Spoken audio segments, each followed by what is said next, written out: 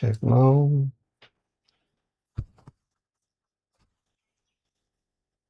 Check. You saw that?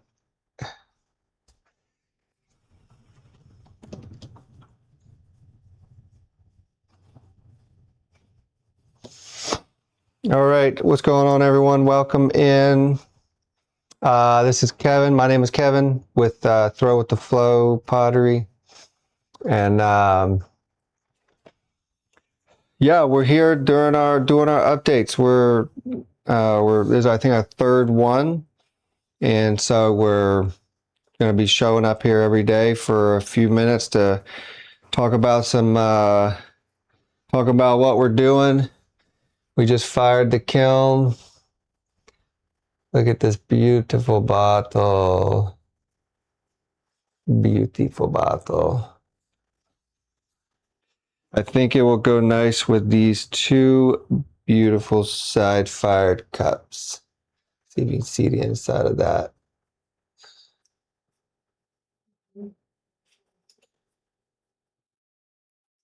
And this one there is really pretty.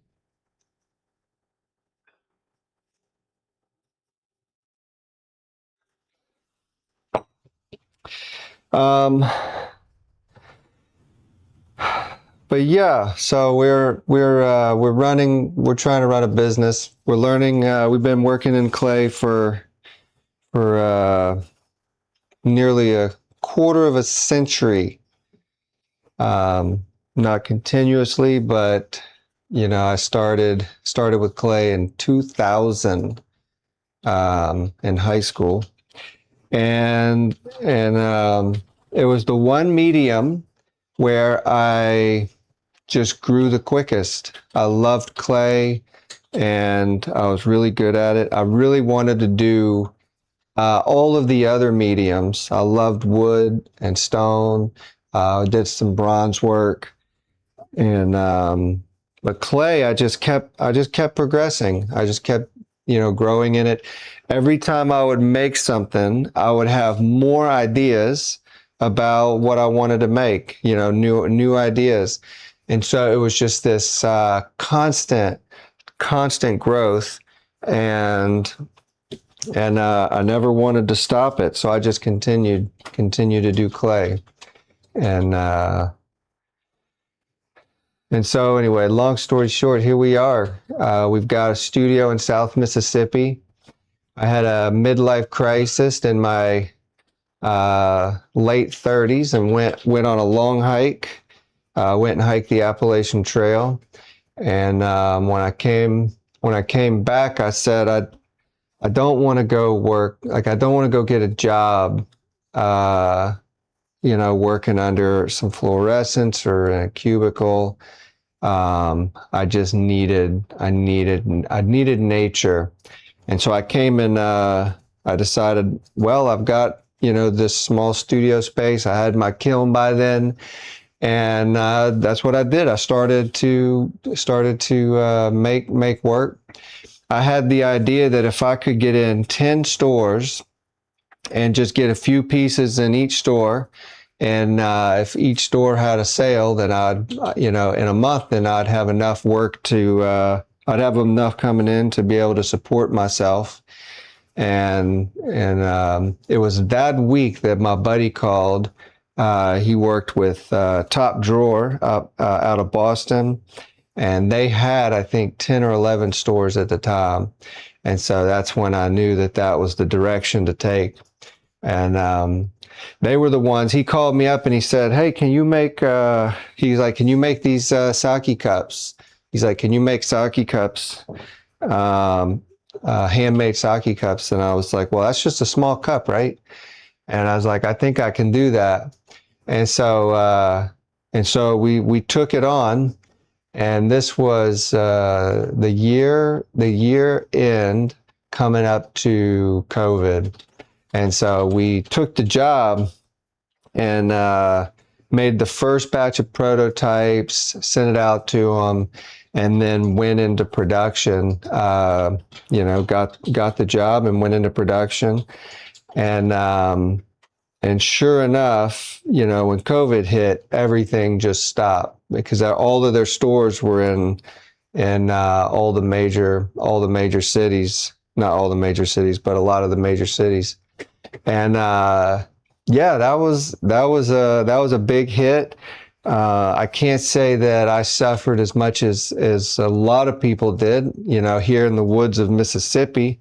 I just pretty much stayed in my studio, which is what I would normally do. But that whole year was just making work, building up inventory, and just starting that long trek. But I worked with them for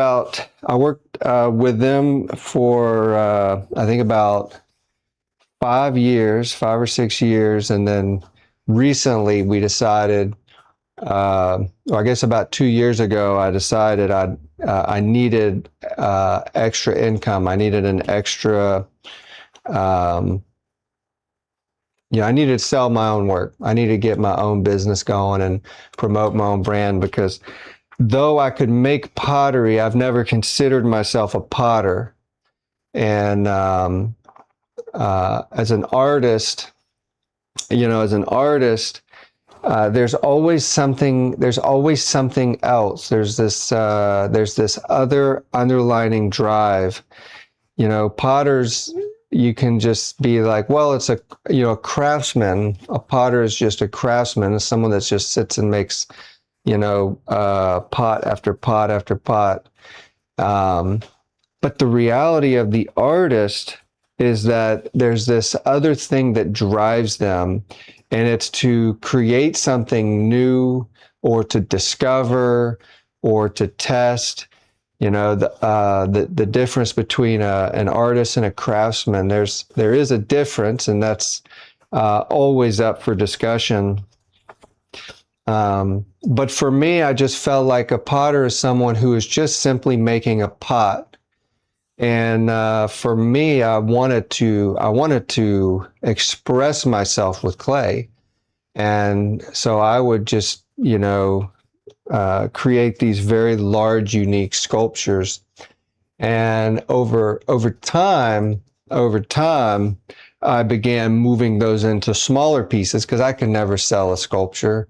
I think I've maybe only made a dozen in my life. They're so large. But I started making mugs, and I'd make unique mugs with, different types of handles and stuff. And, I just loved expressing myself with clay. And so when I got the gig to do the sake cups, I was like, well, yeah, I'll make cups, but I don't want to be a production artist. I don't want to just sit and just produce. And so, that's where I took the freedom to make each piece unique. And so I've made thousands of sake cups, and yet every piece looks different and comes out different. And so I've been doing that for a while, but for the last 2 years, we've been heavily investing into building our own shop, building our own website, and selling our own work. I got split mind right now because I'm waiting on the mail to come by. We got to drop some packages off. And I don't know. At this point, I'm just rambling, because these are stories that I've not told, and I would like to share them and tell them and just get used to talking on camera. And that way I can kind of build the story, because what we're doing right now is I make artwork, and I've been doing it for 20 years. But the problem is people, they don't know what you're doing until you tell them. There's beautiful artwork everywhere, but they don't know why it's beautiful. They don't know why it's expressive or what it is, until you share the why. Someone has to share the why. You gotta, if you look at George Orr, our local potter here, he struggled to pull every act out to sell his pieces, and everyone just looked at him like he was crazy, and he bought into the image and the label, and he goes, yeah, okay, I'm the mad potter. If that's what it is, I'll be a mad potter, and I'll make something different, and I'll go against society. And everybody at the time was wanting the traditional men thrown vessels and women decorated. And he's like, I want to do my own. I want to do my own process and make my own pieces. And he had his own little technique, to collapse pieces with these really symmetrical folds. And people didn't buy it. They didn't see it. They said, "Oh, this stuff is useless. This stuff is, what is this?" But he said, "I don't care. I'm going to just keep making it." And he kept making it all the way up to his death. And then it took someone from up north to come down and to realize what it was, and they bought it all up and hauled it off. And so you have to say what it is you're doing today as an artist. And most artists know, like, why is there the cliche phrase that the artist doesn't get recognized until they're dead, and it's because the artist is the crazy introvert that sits in the woods. They're the ones that see the world different, and the world doesn't accept them. So they have to retreat to go do their work and to go express themselves. And they don't get the benefits of being blessed by society, because society doesn't bless that. They don't see the function of an artist's beauty in the world. And so it takes them dying for someone to finally recognize. And that's been the age-old story. But now we're in a new day. We're in a new day where we have social media, and every artist is out there sharing their work. But you want to know the crazy thing is, most artists, they're still isolated. They're still introverts. They just hide. They all just hide behind the filters and the edits. And for me, it took me the longest time just to even take a picture of my work and post it. I was just too scared of judgment, and too scared of being known. But for me, it wasn't the art that makes me want to get out and face my fears, to be here and to be present and to talk about it. For me, it was the love of my creator, right? Like, as a potter, I make pottery. My pottery can't make itself. This cup can never form itself to be like this. Someone has to do it. A person has to do it with intention. This cup has intention. This bottle has intention. And so I created these pieces with a purpose, with an intention. And to me, like, that gave me this connection to God, my creator, to be like, wow, like, I was created with a purpose and with intention, just like my work. And so that changed my life. And now I go, I want to tell people about that. I want to share that. That's the message. Without that, it's just a cup. It's just a small cup. But when you see that it has an intention and it has a purpose, and it was created for such, then all of a sudden there's this bigger tie. And so everything I do is to create that expression. And but it won't get out on its own. If I die, everything I've done just becomes pottery, And but if I can face my fears and I can get on here and talk about my work, then maybe something will transcend, and the work will come to life, and Maybe that happens in my lifetime. Maybe it doesn't. The future, is the future. And I'm successful whether I sell a piece of pottery or not. I'm successful because I just am. We all are. Just being yourself, being in the journey, making the struggles and going through it every day. The world sets this secondary level of success, and that's what everyone is sitting there fighting for, is the money and the fame and the recognition. And it's like, what does that do? What does that do? Just creates problems and headaches, I suppose.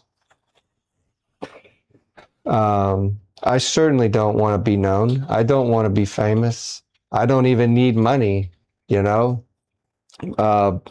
the reality for me is that, and for everybody, is that it takes money to even live and to continue doing what you do.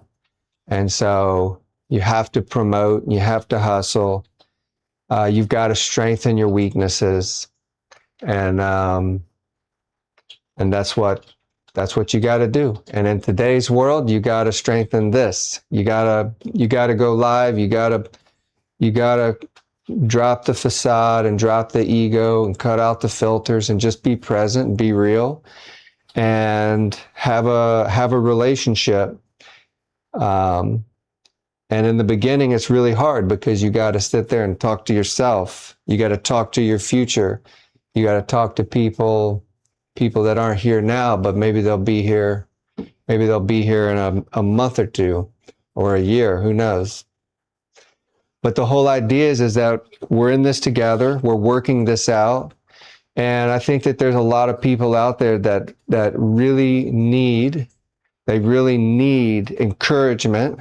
They really need support. They really need they need someone to share with them these principles that that the older generation fails to share.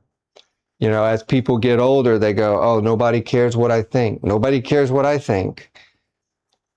But the thing is that, they should care, because there's wisdom with age. And as you get older, you've learned and you've grown and you've experienced.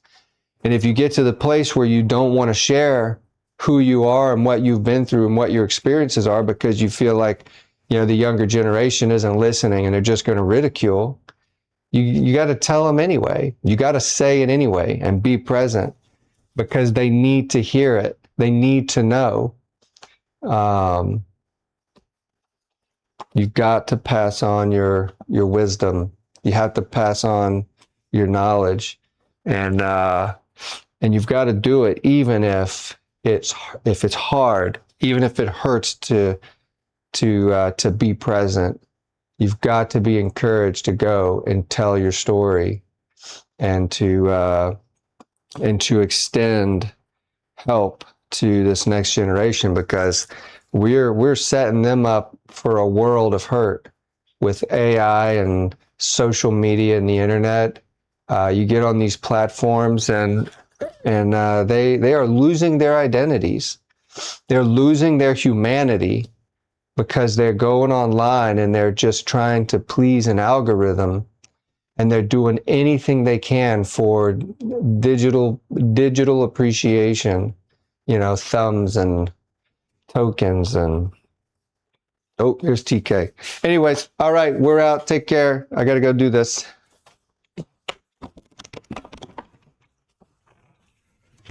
What's up?